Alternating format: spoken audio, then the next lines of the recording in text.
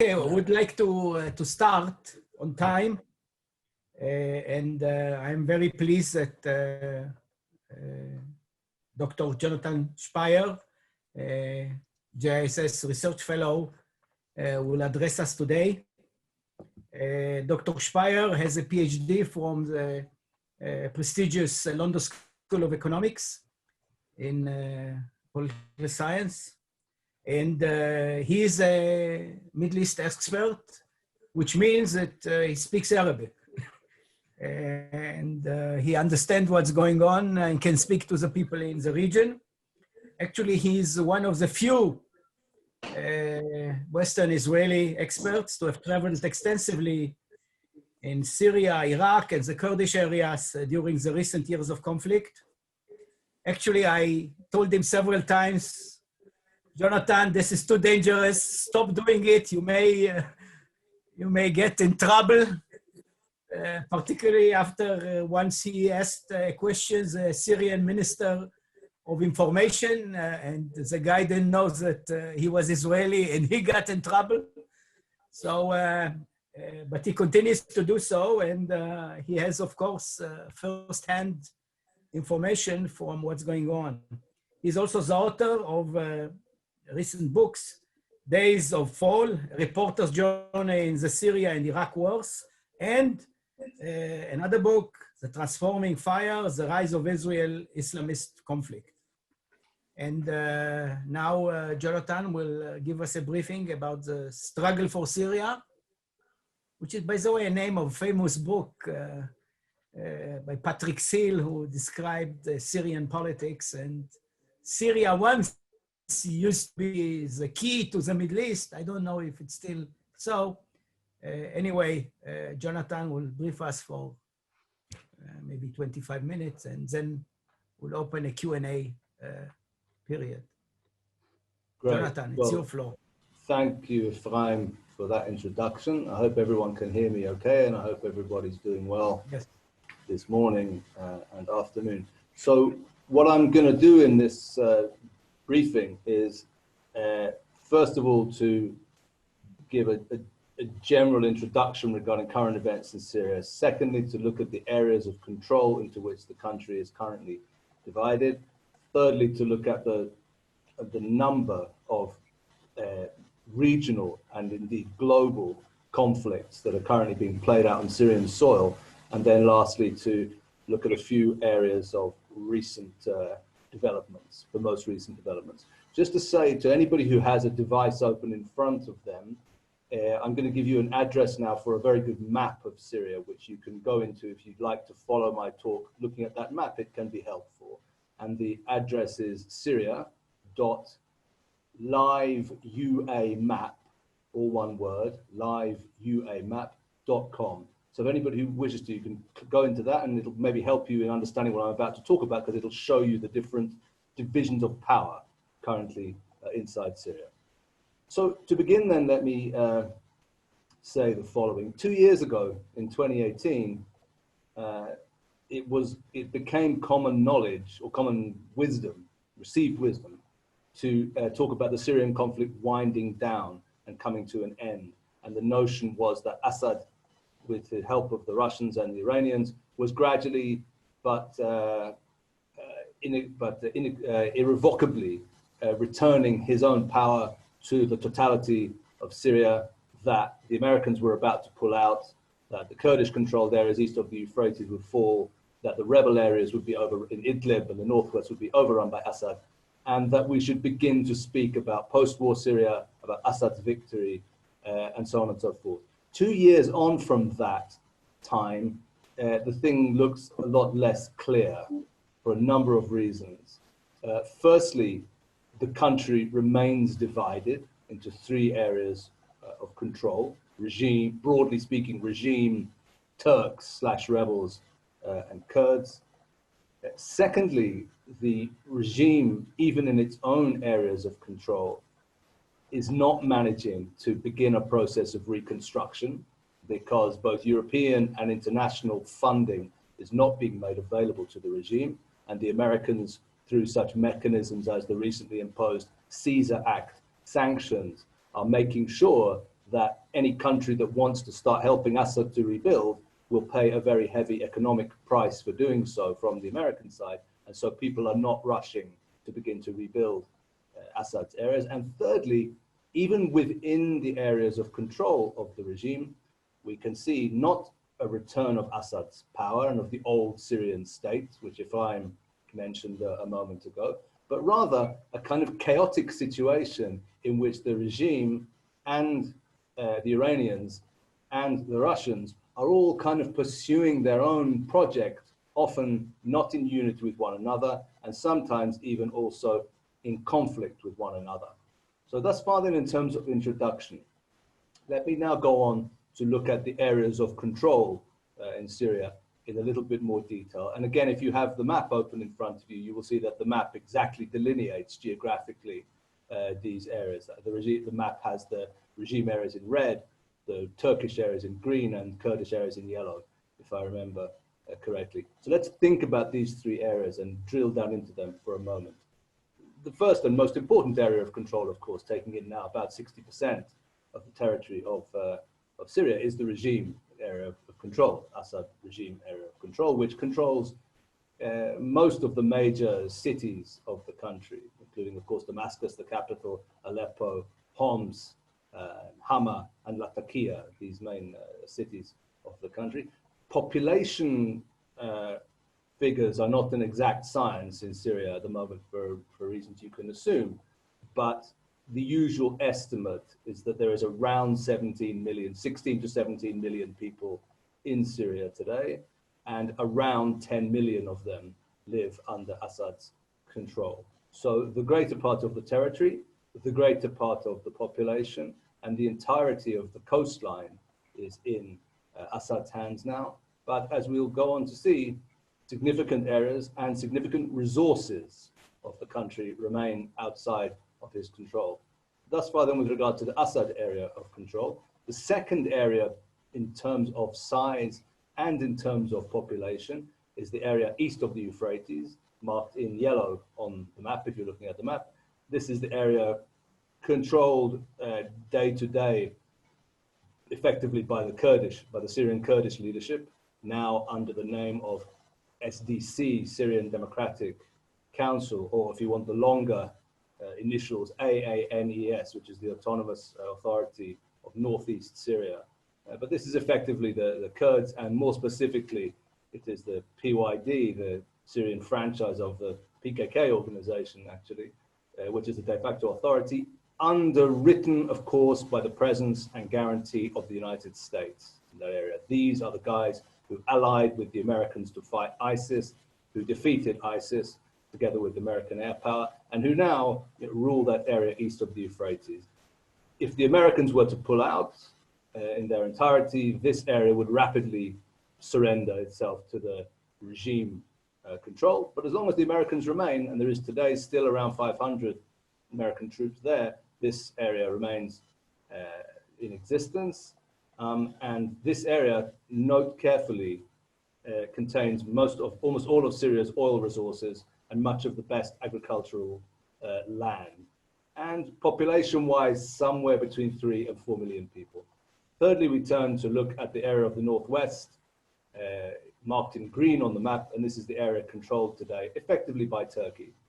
Some people call it the rebel area of control, but the fact is, yes, on the ground, many of the fighting groups are the remnants of the Sunni Arab rebellion that broke out against Assad regime in 2011, 2012. But today they exist and are able to exist because of the presence of Turkish forces on the ground and a Turkish political guarantee to that area. That's to say, were it not for the Turks in that area, the Assad regime would walk in tomorrow with Russian air power above it, and that would be that. The fact that the Turks are there means that they can't. And as of now, between those three areas, for the last 6 months, effectively, since the beginning of COVID-19, we can say, since early March, the borders have been steady. So there hasn't been major offensives or movements back and forth between those areas. So as of now, not necessarily by any means forever, but as of now, that is the situation in the country in terms of areas of control. Syria divided into three, the borders between the three relatively stable, insofar as anything is stable in Syria. Nothing resolved politically. That's to say, none of these areas accept the right to exist of any of the others. And nevertheless, as of now at least, the situation on the borders, de facto, relatively stable, right? Thus far then, with regard to the division of control in Syria. Now, on that map, so to speak, we need to place another map, at least an informational map, not necessarily a geographical one. And this informational map is one in which we see that in those three areas of control, a whole series of different conflicts are taking place and being played out. Not just conflict between these areas of control, but also conflicts bringing in other players, both regional and indeed global. And I'm going to very briefly go through a list of 6 conflict or contest systems, which I think we need to note with regard to what's taking place in Syria. And then even a 7th system, which is not a conflict, as we'll go on to see, but it's an interesting competition taking place. The 6 conflicts I'm going to very briefly now just touch on are those between the Turks and Kurds, that between the regime and the Turks, the contest between the United States and Russia, the ongoing conflict between the coalition and ISIS, which is not completely finished, regime Kurdish differences, and of course, last and definitely not least, the conflict between Israel and Iran, which is taking place on a daily or weekly basis in Syrian soil.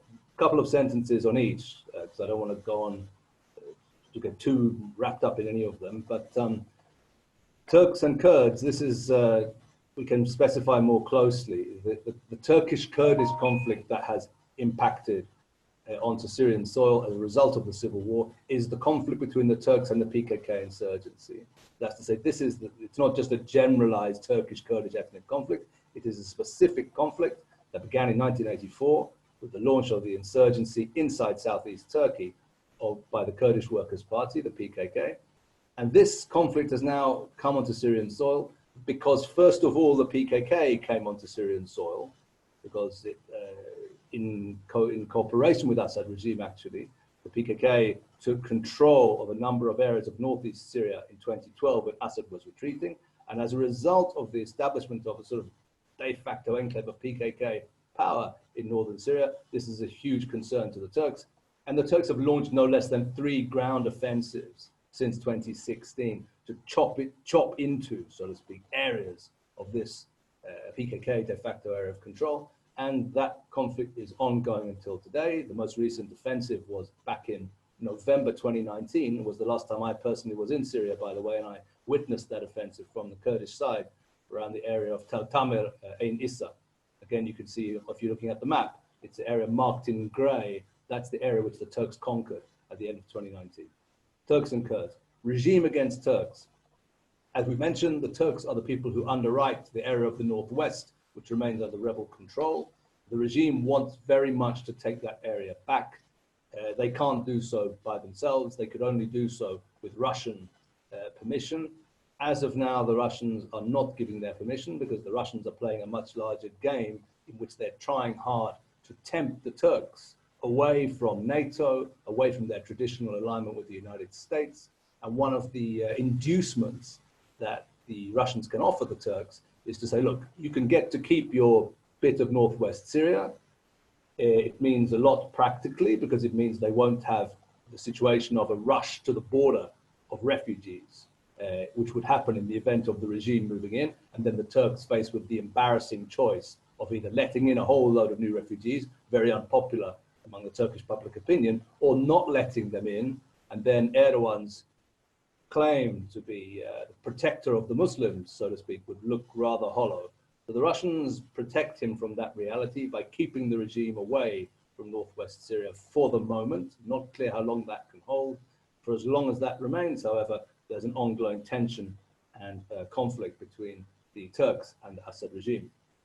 US and Russia, well, you know, this is Syria is currently the only place in the world in which Russian and American forces are, you know, rubbing up against one another on a daily basis, supporting opposing sides or different sides in an ongoing de facto civil war situation. It's a potentially very explosive reality.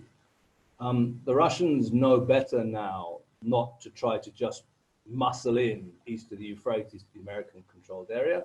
They tried that in February 2018, when an expeditionary force of 500 men, consisting of employees of the Wagner military contracting organization, which I think everyone knows is closely linked to Putin, and some members of a tribal militia of the Bagara tribe, crossed the Euphrates to try to seize an oil field, a place called Konoko. And the Americans mobilized marine artillery and air power, and they say that of 500 men crossed the Euphrates in February, but only 300 came back. 200 men died in an impressive display of American kinetic power, which persuaded the Russians this was not the way to try to take eastern Syria. But that doesn't mean that they've given up.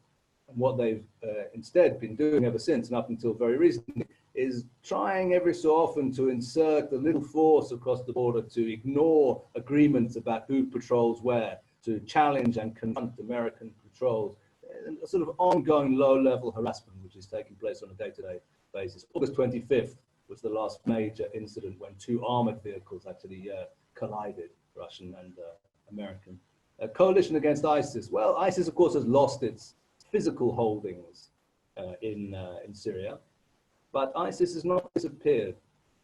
And specifically in the southeast of the country, there is a large desert area called the Badia Desert, which goes between Raqqa and Deir ez-Zor, if anybody's looking at the map. This is very remote desert country. The desert continues westwards all the way to Sueda, the Druze area, not far from east of Damascus, southeast of Damascus. And inside that desert, ISIS is present.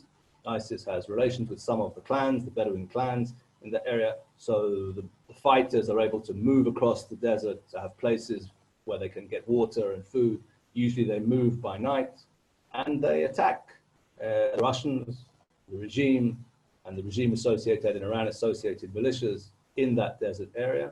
And you know, ISIS should not be dismissed. It may have lost its physical caliphate, but it has not been destroyed as a structure and a network and an organization, and it has a basis of support inside the Sunni Arab, poverty-stricken, defeated areas of eastern Syria, and of course, indeed, western Iraq. We should remember that ISIS mainly is an Iraqi organization. It has been from the start, and it remains mainly an Iraqi organization.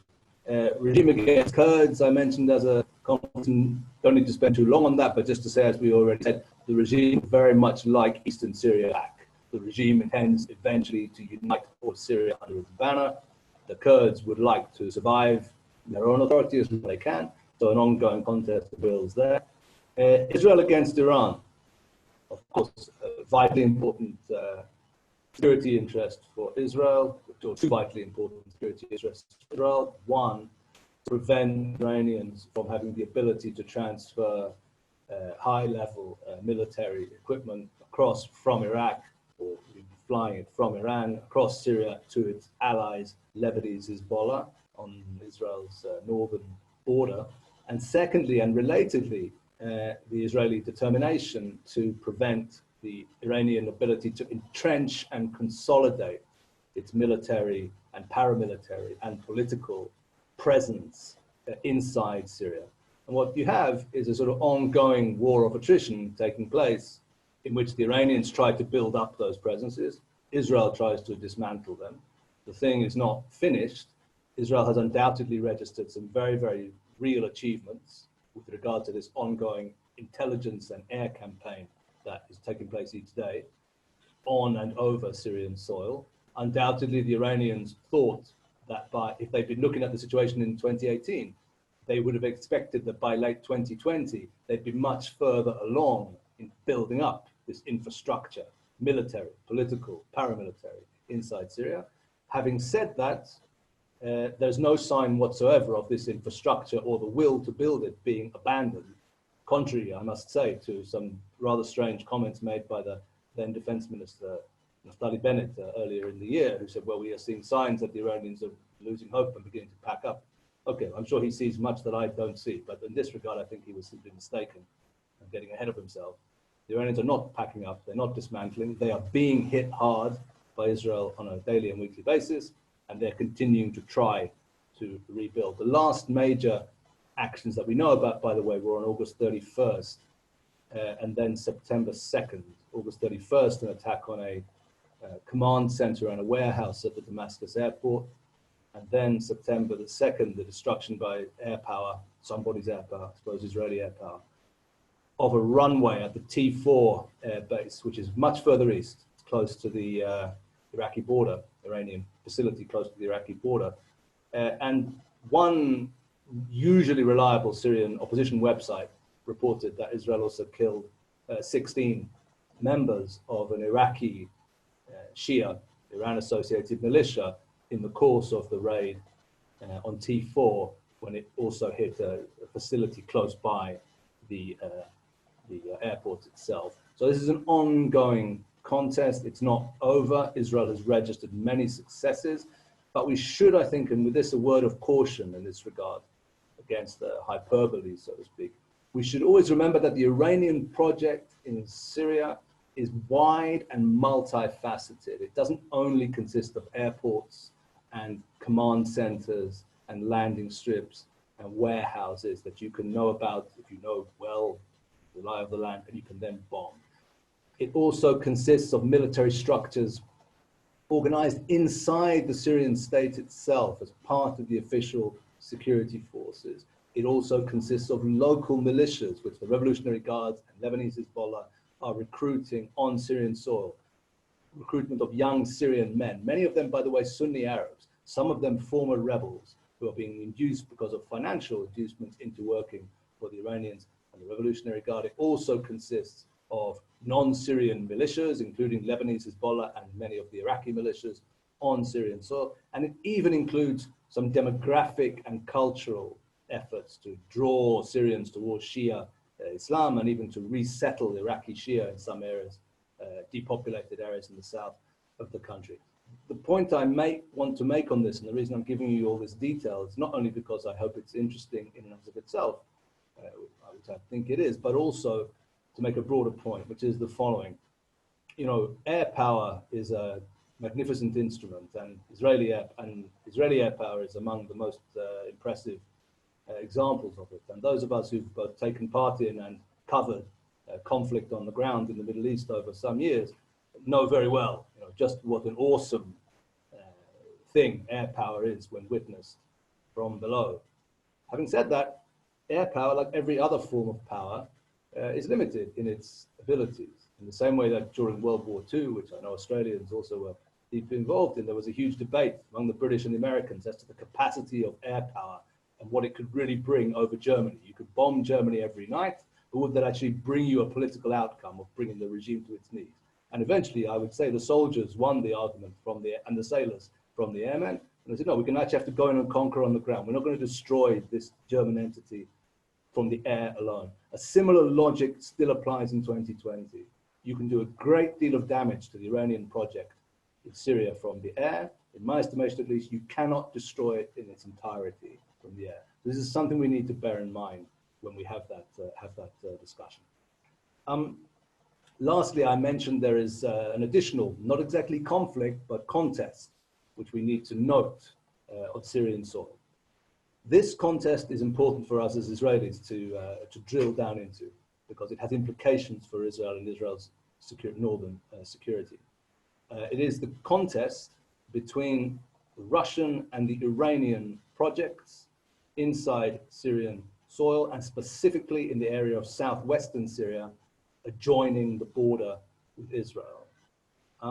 It has implications because there are those who would like to believe that Russia can act and is acting as a kind of restraining power on the Iranians. Of course, Israel has good contacts with Russia, speaks regularly in a process of deconfliction with the Russian element inside Syria. And the hope was and is that the Russians will help to try to stop the Iranians from building this infrastructure, military, paramilitary, terror infrastructure on Israel's border. Yeah, because of course what the Iranians want to do is they want to simply extend the front that they control in Lebanon through their Lebanese Hezbollah proxy eastwards and southwards across the border between Syria and Dara provinces and the Golan Heights on the Israeli side. Now, the Russians are active in southwest Syria, and they are active in an interesting and smart way. What they're doing is they're working through former rebels, specifically a young guy called Ahmed Oda, who controls 5,000 fighters in Dara province. These are former rebels who were smart enough to surrender quickly to the Russians and regime back in the summer of 2018, so they avoided getting themselves completely slaughtered. And because they began to work early on with the Russians in the smart way that the Russians work, the Russians say, no problem, you're working with us, we'll make sure that you don't get slaughtered, that Assad or the one element or other of his murderers, whether it's the 4th Division or the Iranian, one of the Iranian militias or another, come in and we'll look after you. And this is all well and good, so to speak. But if anybody has the notion that that is going to work to stop the Iranians from coming down to Dara and Quneitra as well, the person needs to look at the map. That's not what's happening. What's happening de facto in southwestern Syria is that the Russians and the Iranians are dividing up the territory. Each one has his own project. They don't like each other, the two projects, very much. We can identify which organizations are working with which in terms of the Syrian official military structures. But importantly, they don't come into direct confrontation with each other.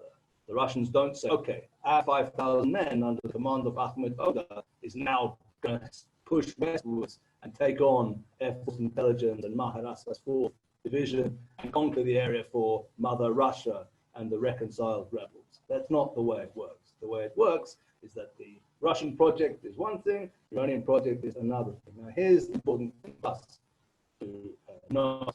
Geographically speaking, the Russian project is further east. The Russian project is in eastern Dara province. The Iranian project and the Iranian associated forces are further west. They're in western Dara and Quneitra. Why does that matter to us? Of course, because it is western Dara and Quneitra actually borders Israel. Eastern Dara is further east. So very obviously. So if anybody was thinking that our Russian friends will do the job for us of rooting out the Iranian presence close to the border, this is not what is going to happen. It is going to be ourselves and our own abilities, with, of course, our Russian friends standing aside and not bothering. It'll be the Israeli ability or not ability to root out and deter that Iranian structure, which will be decisive because nobody else is going to be able to do it. Finally, just a couple of words regarding latest developments on the ground in Syria. Well, I mentioned Dara, and let it just be noted over the last 48 hours, there's been a couple of quite mysterious killings in that area of the members of the Russian Associated Forces. On September 15th, 5 members of that force were found beheaded. Not a nice fate, which I'm afraid can befall you in Syria if you're very unlucky, in a house in eastern Dara. And just yesterday, another member of that force was shot dead at a checkpoint. Now, this could be ISIS, of course, but it could just as easily be members of the Iran-associated forces, you know, making their presence felt also in eastern Dara. ISIS in the Badia, again, I mentioned it before. ISIS is active there. They've been attacking also Russian patrols. The Russians, by the way, interestingly, are not very good at moving across the desert. They have soldiers and officers on the ground who are very skilled, but who are not skilled in the ways of war in the desert, and they're paying a certain price for that from ISIS attacks. Israel against Iran, we mentioned the latest bombings. Just lastly, with regard to the political process, there is, of course, supposedly a political process going on between the regime and the opposition, brokered by Mr. Geir Peterson, the UN envoy for Syria. They have a constitutional committee that meets in Geneva. They're getting nowhere. It's not something to spend a great deal of time on. It's kind of an empty and somewhat meaningless political process alongside the reality rather than impacting on it. But just one thing to note is that the regime last week announced that regardless of the progress made in the Constitutional Committee, the regime intends to hold presidential elections summer of next year.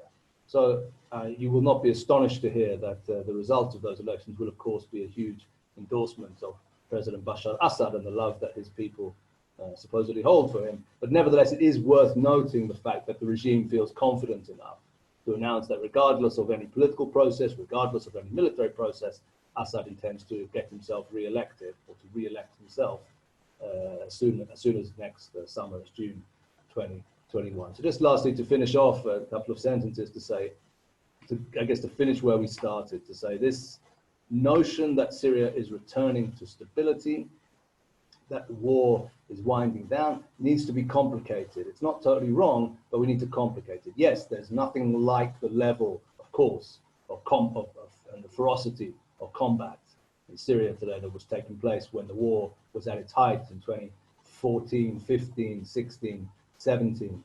But at the same time, the underlying issues which brought the war remain entirely unresolved. And more importantly, and on this I'll close, the reality of Syria today, like the reality of a whole number of other Arab countries that were affected by the Arab Spring, so to speak, the unrest and revolution which began in 2010, is Syria is today essentially a fragmented country, a geographical space in many ways, rather than a country or state in the full sense of the word. Now, a similar fate has befallen Iraq, Lebanon, Libya, and Yemen. That is to say that a very large swathe of the Arabic-speaking world today has partially or completely fragmented and collapsed in terms of political control. In Syria, the result is very plain to see, and it is that the borders of the country, as they have become permeable and fragmented, a whole number of both regional and global players have entered into the Syrian space, and they are now playing out their differences on Syrian soil, using the Syrians, if you like, as extras or cannon fodder in these conflicting lines of will and ambition. And this situation is one far from resolution, and this situation, I think, will go on one way or another, without predicting the future, to define the nature of Syria, probably for the generation ahead. So on that note, I will be quiet and be very happy to take your questions and comments. Thanks. You are welcome to unmute yourself, and if you want to ask questions, go ahead. You can unmute yourself. I've got a question for Jonathan. How do you manage to get in and out of Syria? You are so gutsy. I'm just amazed how you do this. Well, our good friend Eran Lerman, yes, always says we discuss anything, but what we don't discuss is sources and methods. You don't have to discuss the method. I understand that. I want to convey to you my impression. Kol hakavod. Sure. In terms of course, I'm happy to share something of this. Of course, it is an interesting question. And look, first of all, I've been doing this for some time. Let's remember that myself and colleagues were working on Syria for some years prior to the outbreak of the war. So we had very good networks of contact, both with the opposition and with the Kurdish guys in the north. So when the war began, we were able to activate those networks because the guys knew who we were. So I said, okay, I'd like to come into Idlib, I'd like to come into Aleppo. And then we did it, and we went in that way. Each one, I've been to Syria more than 15 times now in the course of the war, and each one is a little bit different to the other. If I mention when I went into the regime-controlled areas in early 2017, that obviously required a whole different level of security and of preparation than if I were going to spend some time with my Kurdish friends in Qamishli, eating the excellent fish of the Tigris River that they catch there. So each time is very different. But the bottom line is that, like anything else, you have to be very well organized. You have to take care of details. You have to not leave anything to chance. And like anything else, that's the best way that you can look after your security in those areas. So I hope this is... Jonathan, can I ask? Please. Sorry, Jonathan, can I ask you a question? You said something which surprised me. I think you mentioned that U.S. forces in the Kurdish area is now down to about 500 personnel. Mm. Two things. Number one, can you give us a rough idea of the size of Russian and maybe Iranian forces or Hezbollah Iranian forces? Rough idea, number one. Number two, and Turkish, I guess. Number two, can you explain to me how 500 American soldiers occupying about a third of the territory and 3 million people are able to keep it safe? Because you said if they leave tomorrow, it's no longer safe. Yes. Okay. So in terms of the size of presence of other forces. Look, the Iranian forces very much fluctuated, but because as the conventional combat has declined, so many of the militia forces which were with the Iranians on the ground, they are now departed. But if you were to take the Iranian presence plus foreign militias on the ground in Syria today, you would probably be somewhere in the region of 10,000 people, okay, around 10,000 fighters. With regard to the Turks in the northwest, it's a much smaller number, but that's because the Turks work with proxies. The Turks have their own Syrian army, which they call the Jaish al-Watani, the national army, the Syrian national army, which they work together with. So no, a conventional Turkish forces is much lower, maybe 1,000 or 2,000 people, right? But the important question regarding how does 500 Americans maintain order, you know, in an area of around, as we said, around 4 million people and around 25%, 20-25% of the territory of Syria. There are two parts to this answer. The first is that the Americans, they're a kind of tripwire. That's to say, you know, as the guys in Conoco, the Russians and their tribal friends found out in February 2018, you can go in east of the Euphrates if you want. It's not that the 500 Americans will mobilize and meet you there, but the 500 Americans are there to say the United States flag is planted on this area.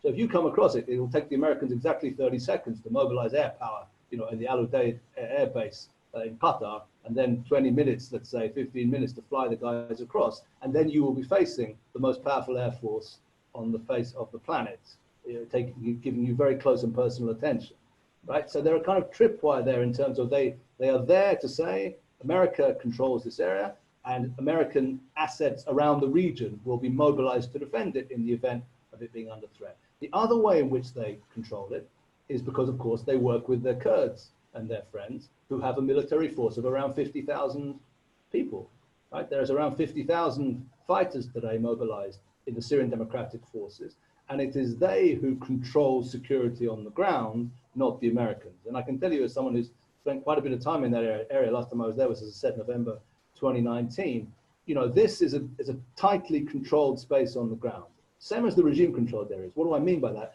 I mean, if you're driving along the highways east of the Euphrates, in northeastern Syria, every 3 or 4 kilometers, you will hit a checkpoint, a military checkpoint where your ID and so on will be examined. So it's an area which is tightly controlled on the ground. The last part of your question, which is, you know, which is you referred to my reference to the fragility of this area. The fragility is political, it's not military. For as long as the Americans are there with their 50,000 Kurdish and associated fighters, nobody and nothing can harm this area from a military point of view. But here's the thing, if the Americans announce that they will leave, the Kurds will need to rush very quickly to Damascus or to Moscow in order to negotiate the quick surrender of that area to the regime and the Russians for the following reason. If they don't do so, if they say, no, we're holding on to this, once the Americans have gone, remember who's to the north. Who's to the north is the Turkish armed forces. And once the American security guarantee is gone from that area, from a Turkish point of view, what you have there is an area controlled by the PKK terror organization and the Turkish army, without any question whatsoever, which is currently deployed between Ain Issa and Tel Tamer in the north, will come rolling down in the days following. And the Kurds are rightly and justifiably terrified of the Turkish armed forces. They don't like the regime either, but they're terrified of the Turks. So they'll surrender to Assad in order to get him and the Russian guarantee in quickly if the Americans go to prevent a Turkish invasion from the north. That's the political... Okay, so the follow-up question is, yes, is the American protection more likely to stay under Trump or under Biden? Well, this is a very good question because Trump has, in a certain sense, your guess is as good as mine. Trump, as we know, does not do the expected, also in a good way and also in a not good way. But Trump has already announced, no less than 3 occasions since 2018, the withdrawal of these American forces. And each time he announces a withdrawal, and then the withdrawal kind of doesn't happen. I would love to know the actual process taking place between the Pentagon, the Department of State, and the White House as to why this happens. The last time it happened, the president announced the withdrawal. 500, there was then 1,000 guys. 500 of them were withdrawn. But then the president announced, no, but we're staying to safeguard the oil. We like the oil. And everybody who looked at the area said, this doesn't really make any sense. You can't even dig, you can't really drill for this oil now. And there isn't that much oil anyway in northeast Syria. It's not, we're not talking about, southern Iraq or Saudi Arabia here. So someone or other had managed to talk to the president and say, look, we understand that you don't want to waste time on meaningless wars, but there's oil there we should try to hold on to, or something like this. The Americans are still there. How long will they stay? Look, it's anyone's guess. They're drawing down in Iraq, as you know. They're now down to 3,000 men or service personnel in Iraq. So, one has the impression this is not going to go on forever. This is not open-ended. But like anything else in Syria, nothing is forever. But having said that, things often just kind of keep going. This is something about the Middle East which we note, and I think those of us who look at the Middle East rationally, as opposed to many of our European or even some American friends who see it in a completely unrealistic way.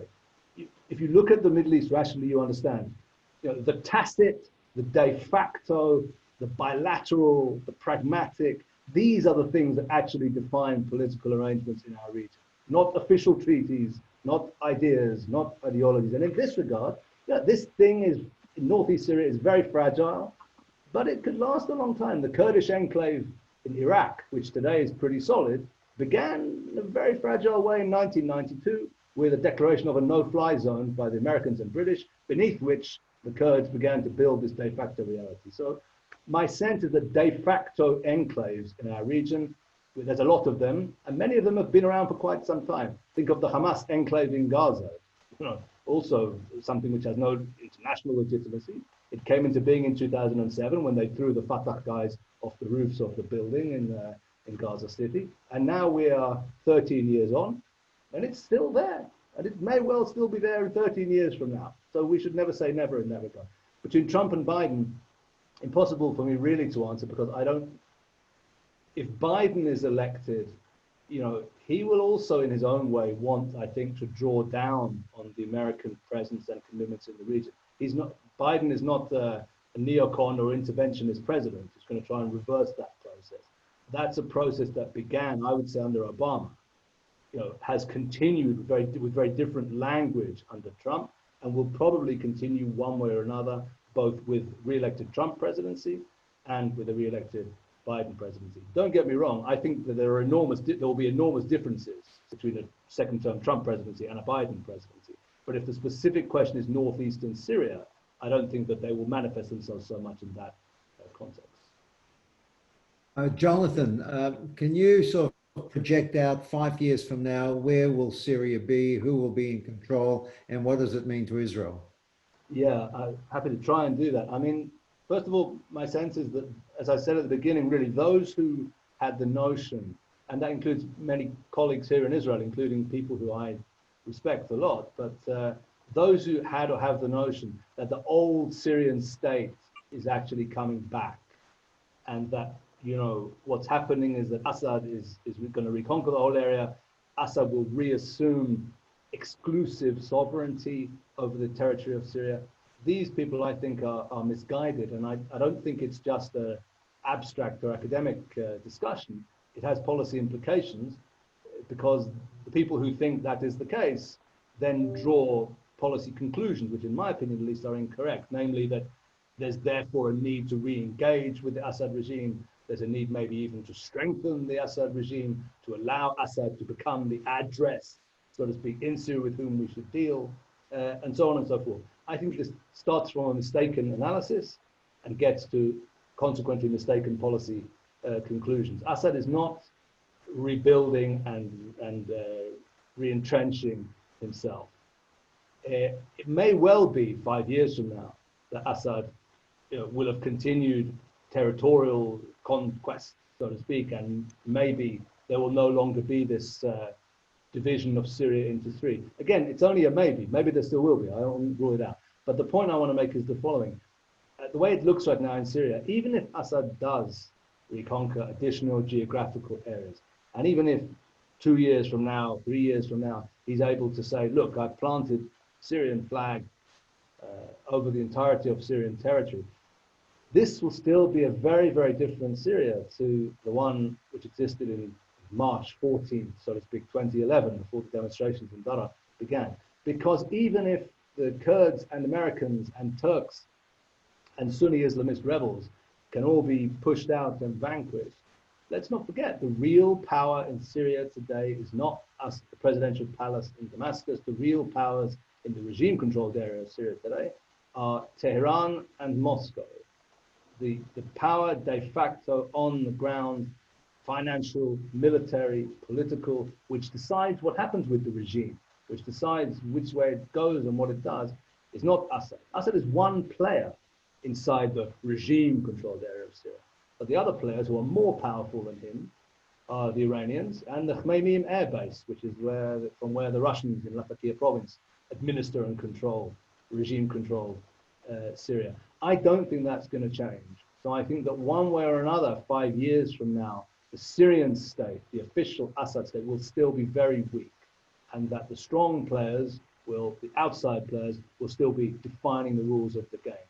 As to exactly who those players will be, of course, I can't really predict. I will predict the following. I think that both Russia and Iran are very likely to still be consequential players on the ground in Syria.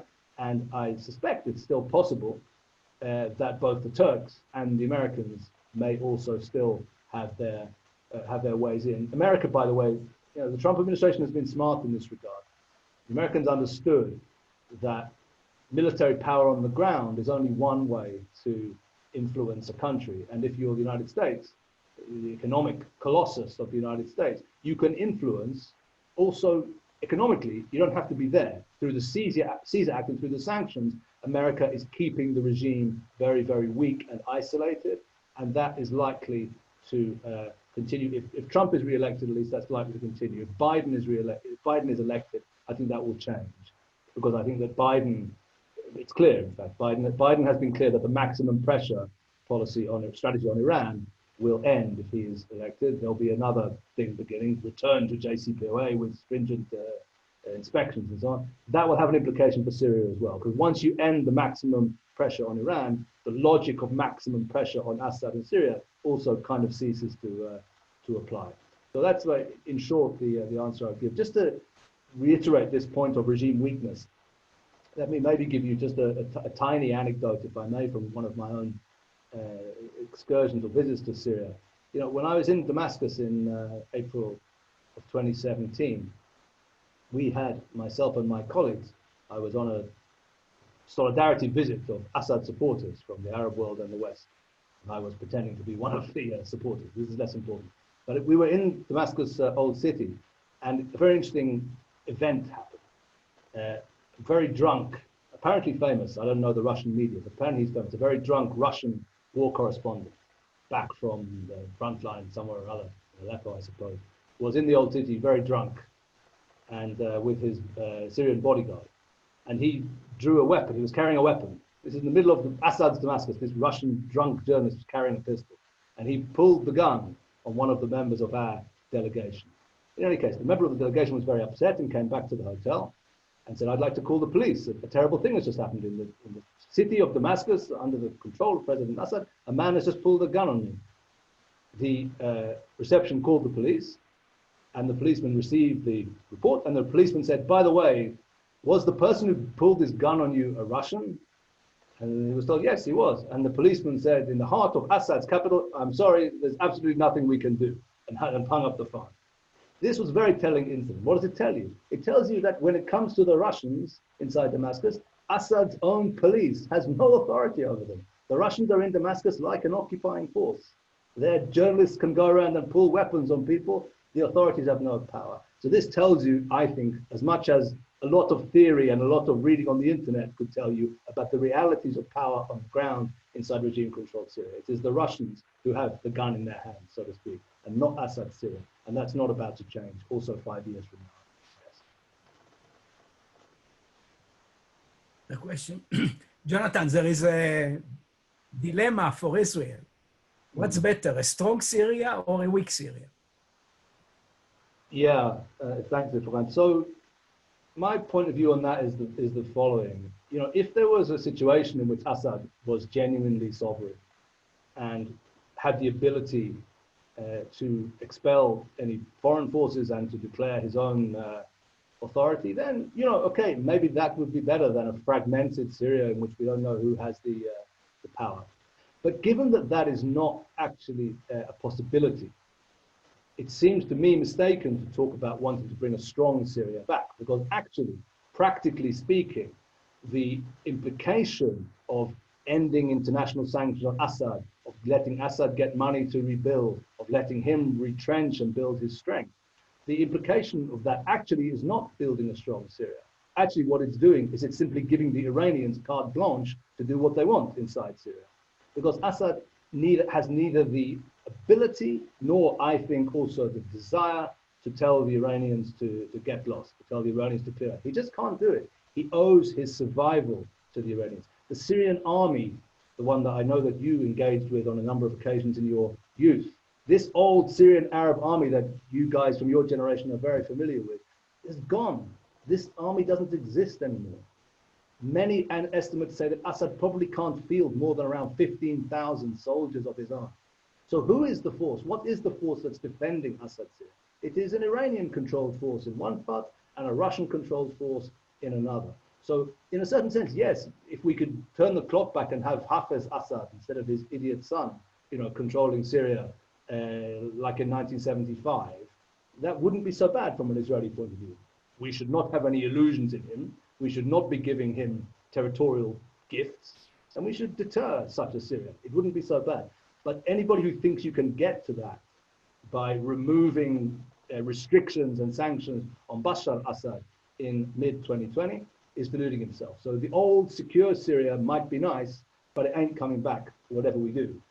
We need, therefore, to keep this new situation as weak and as isolated and as divided and as fragmented and as uncertain as it can possibly be. That would be my recommendation, because that's good from an Israeli point of view. And this ongoing campaign against Iran in Syria is going to carry on for a while, contrary, as I said before, to notions that we're about to win it and it's about to end. No, we're not. To be very frank about it, it's a little bit similar to what's happening in Gaza. It is mowing the grass. You know, we mow the grass in Gaza. I'm sure people are familiar with this phrase. Do it in Lebanon. We're doing it in southwestern Syria as well. This is the reality. This is the inglorious. Mowing the grass is my phrase. Mowing the grass is my phrase. Very good, wonderful. So it remains prevalent on the ground. Any other questions? That area in the north of Israel, where I think it's called is it called Har Mital? Where Israel has its viewing station over Syria. No, yeah, sure.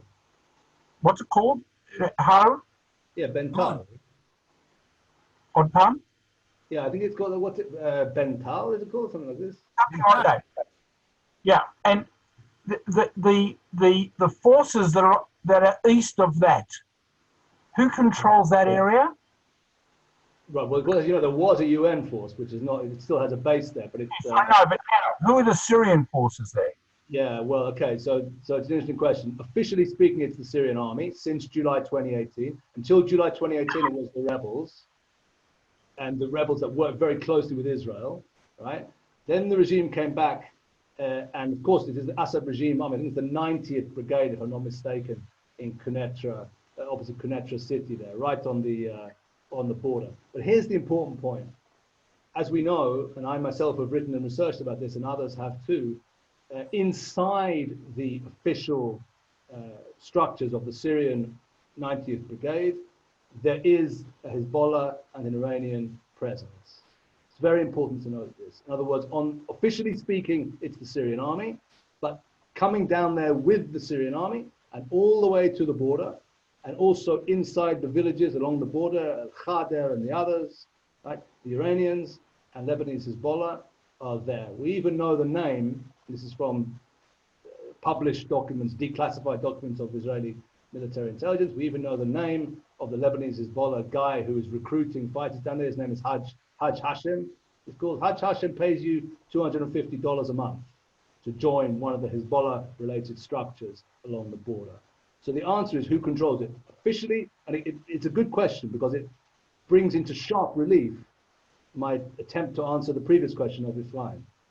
Who controls the area? Officially speaking, Assad controls it. It's Assad's army that's down with his flag. Inside the structures and facilities of the Assad regime, the Islamic Revolutionary Guards Corps and Lebanese Hezbollah are there, all the way to the border. So if you're on Har Bental, Mount Bental, and you look down across to Quneitra and look at that whole area, the people who are controlling that area is Assad's army, but with them the Iranians and Lebanese Hezbollah. That's how close up they are.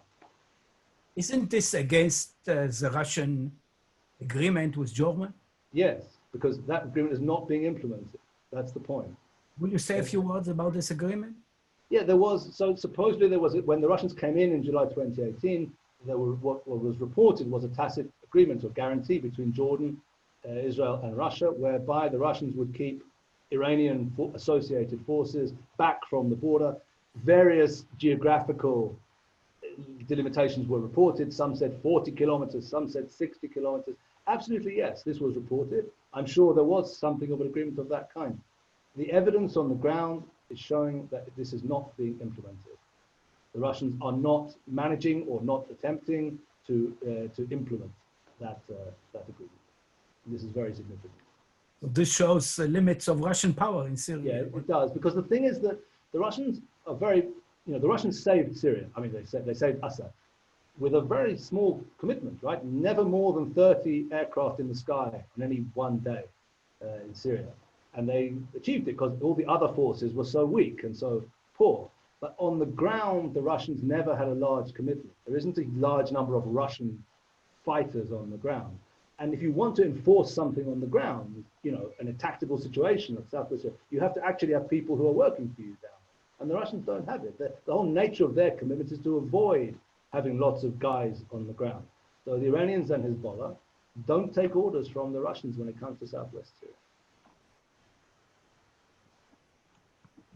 Any additional question? What would you suggest to be the Israeli policy vis-a-vis Syria? But you're asking me, well, I think that what we're doing currently makes absolute sense. I don't understand why it's sometimes framed in a way that seems to be unrealistic. Like when Lieberman and Bennett and even the Prime Minister, they talk about the goal being the complete withdrawal of Iranian forces from Syria. As I said, you can't achieve that through air power. It won't happen. But it's okay. If you want to say that, they can say what they want. What they're doing is exactly right, which is that they're constantly degrading and hitting at and reducing and weakening the Iranian presence. I would say if we can make sure that the Americans stay in eastern Syria for as long as they're willing to stay, it will be very good, because this eastern Syrian enclave blocks from north to south an Iranian ability to organize east to west. And if the Turks want to carry on playing in the northwest, no problem, let them keep each other busy up there. And that's it. We need to keep the relations with Russia good so that Russia allows us to continue bombing when we need to bomb. And we need to continue the action to weaken and degrade the Iranians.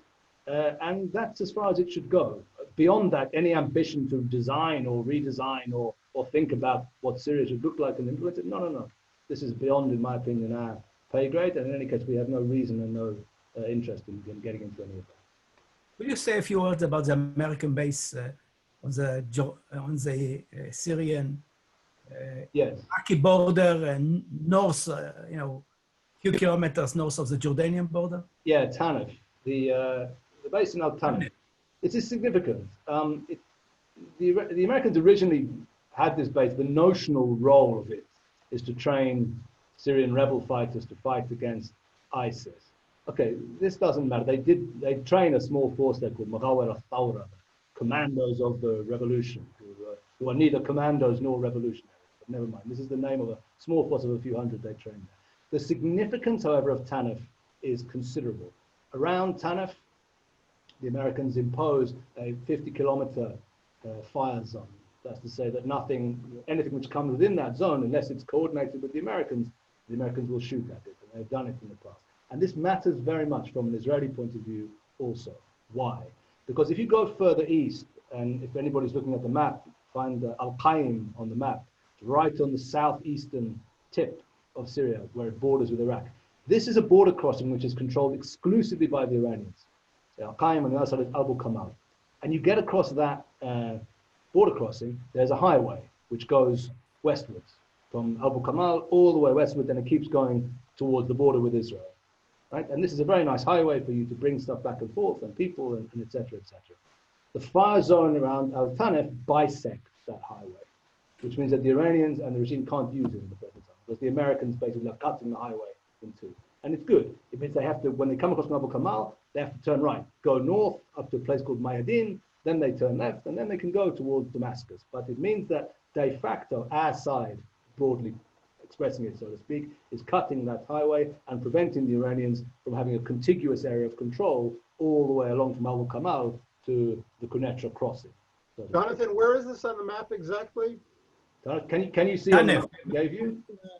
If you're looking at 40 the map kilometers of the... Yeah, if you're looking at the map that I gave you, there's a big green bubble on the south, right? You're looking at that? Which Yeah. cut it. That's it. That's the area around Tanef. That's the area around Tanef. So it's very important, and it's, you know, maintained with a small number of people, and we hope very much that the Americans will stay there for as long as they wish to. Any other question? Well, I think that Jonathan demonstrated clearly that the devil is in the details. You have to know the details on the ground in order to make a real intelligent evaluation of what's happening. Thank you very much, Jonathan, for your, and I wish everybody Shana Tova from Jerusalem, and hopefully we'll... Frame, it's a little bit out of the subject, but from Jonathan's perspective, when he's in Syria, how secure is Jordan? Well, it's quite clear that southern Syria borders with Jordan. And I'll ask Jonathan if he concurs. Yeah. This is part of the Iranian plan to try to destabilize also Jordan, and then to complete the arc of fire around Israel. Jonathan? Yeah, just to say the Jordanians are deeply aware, of course, of the potential of both Iranian associated forces and ISIS to cross along that, to infiltrate across into that border. The way that the Jordanians, by the way, want to try to deal with that potential threat is by making peace with the regime, Assad regime. It's very clear. Whereas the Jordanians want to reconcile and normalize with Assad as quickly as possible so that he can be the authority on the other side of the border. Right now, they're not secure. The way that they want to build their security is by getting Assad's forces down into the ground there as quickly as possible. And they have a very important border crossing, which they've begun to operate again over the last year, which they jointly operate with Assad's people. So the Jordanian preference is very clear. There is insecurity, and the insecurity will continue for the present time. Same way it applies everywhere else in Syria, because the country is fragmented and various forces are operating. Just quickly, can you give us a breakdown of the number of forces, of fighters in all the various factions in Syria? This is not a short question, but as I said, again, it's speculative to some degree. But as I said, SDF, the Kurds, it's around 50,000 people. Okay, we mentioned with regard to the regime on paper has an enormous army of around 400,000 fully mobilized, but this is nonsense. Most intelligent estimates today would tell you that the regime probably has around 15,000 regular soldiers, but add to that, there's around 50,000 in a thing called the National Defense Forces, which is an Iranian organized paramilitary force there. And then we also said Iranians themselves and their various allies, probably around 10,000 or so fighters all told, including Iranians and Iraqis and Lebanese Hezbollah and the others. And those are the two sides of Kurds, SDF, regime Iranians and their allies. And then we should think about the Turks and their friends up in the northwest. As I said, maybe 1,000 or 2,000 regular Turkish soldiers, plus something like 8,000 Jaish al-Watani, the various Turkish associated rebel forces, and another 2,000 or 3,000 who are HTS, Hayat Tahrir al-Sham, the Al-Qaeda associated people. So all told, that group, put them all together, around 13 or 14,000. So that's how I would estimate it. Which means that the regime, of course, is the largest single force, but it's not huge. The regime doesn't have, you know, a massive amount of actual fighters that it can deploy. We got to a number there, if we put them all together, of maybe 75,000, right on the side of the regime, 50,000 NDF, 15,000 Syrian Arab Army, and then 10,000 Iranians in their allies. And Russians? Harry is asking about The Russians on the ground, it's not negligible force, it's a few hundred. But the Russian power is not about forces on the ground, right? The Russian power is about politics, money, and air power. Harry is asking also about Iranian-Syrian tensions. Well, this is a fascinating question. I mean, I speak to people who are close to the regime sometimes, friends of mine on that side, professionals in our field. I mean, you know, and they do tell me, and I take it seriously, that, you know, there are tensions. I mean, the Syrian regime isn't ideologically fond of the Iranians. The people close to the Syrian regime, if you know them well, you know, are secular people for the most part, and they regard themselves as secular people. They drink and they like to spend time in London and in the West and in Europe when they can. They're not natural allies from this point of view with the Iranians, you know, the religious Shia Islamists who are at the center of the Iranian regime. So there are tensions. There is culture gap and so on between them. But my view, at least, is that the regime, as I've said already, is very, very far from being in any position whatsoever to say to the Iranians, right, the war's over, thank you for your help, now go home. They're still dependent on the Iranians for their security. The Iranians are the ones who control large parts of both the security forces, the army, and the intelligence services, specifically Air Force intelligence, is closely aligned with the Iranians. So the Iranian control, by the way, let me add, and I didn't say this before, so it's important to know, when we talk about places like Abu Kamal border crossing, Mayadeen, these areas which the Iranians control, very important to understand. The Iranians control these exclusively.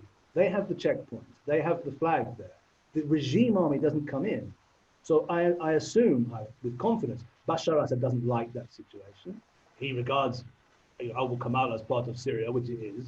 So he would like to have exclusive control there. So undoubtedly, there's a contest of wills there.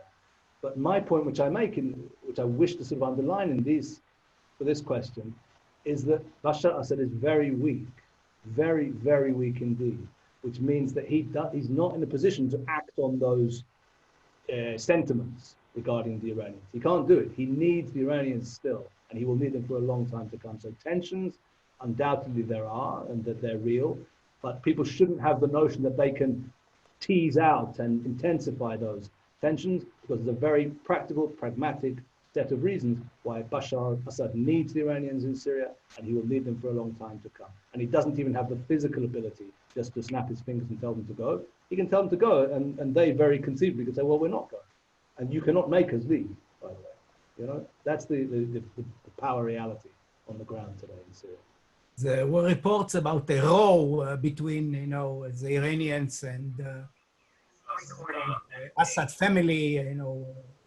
There has been, by the way, physical clashes on the ground.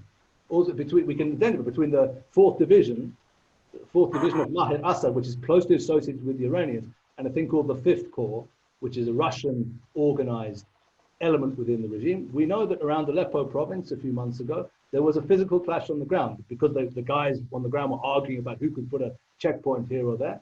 Shots were fired and people were injured. So yes, absolutely, there's very real differences and tensions.